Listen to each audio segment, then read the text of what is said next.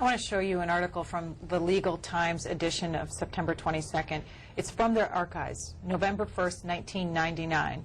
It says here, the Financial Services Modernization Act of 1999, also known as the Graham-Leach-Bliley Act, repeals the Glass Steagall Act of 1933 and allows banking, insurance, and security firms to fully enter each other's businesses. Here's a quote from then, from November 1st, 1999.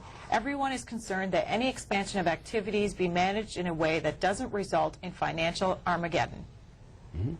What's your reaction to that? Well, my reaction is the repeal of Glass Steagall is not why we're in the mess we're in. In fact, the banks that are secure today, not only are some of the foreign banks, not only were they allowed to get involved in insurance and real estate and so on, but they were allowed to own, and they are allowed to own companies. And the fact that they've owned companies has helped, broaden their base. Our problem was that when we passed that law, we didn't look to make sure that we had the kind of regulation we needed. We had 5 different regulators. Some institutions were regulated by more than one, and some by none. Next phone call, Norwalk, Connecticut, Republican line. Mr. Shays. Yes, sir. I'm in your district here in Norwalk. Yes, sir. And my question, I don't know if the thinking has gone this far yet. Once we obtain these so-called toxic mortgages, once the Fed owns them, is there any plan in place to allow these people in these neg-am mortgages, these interest-only mortgages, the adjustables that are, without a doubt going to go higher in rate, is there any plan in place to allow these people to have the opportunity to refinance and possibly stay in these homes, giving these mortgages value because there's cash flow?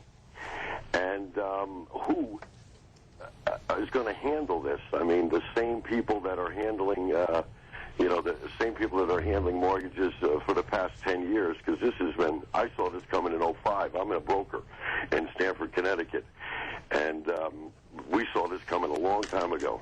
Well, you're one of my bosses, in fact, because you do live in Norwalk, and Norwalk is in the center of the district.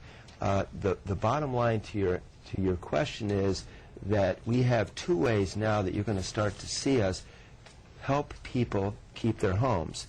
And one is with what we call FHA Secure. That was done by the administration to say that the FHA would step in with what we know to be lower interest rate loans, and they're going to be willing to help people refinance even if they miss payments.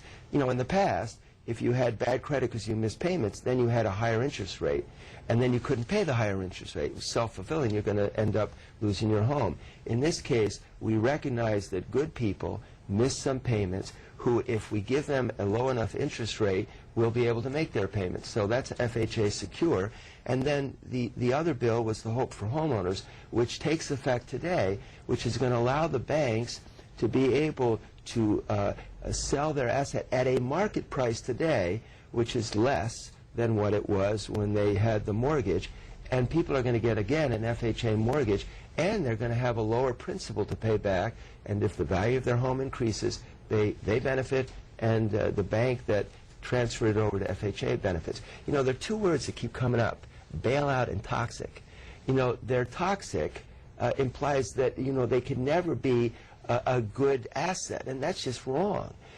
We are not going to buy these toxic assets at the 100% value. We may buy them at 40%, at 30%. So the key is going to be what do we pay for these assets? Pay the market price today, and as the market goes up, we make a little money.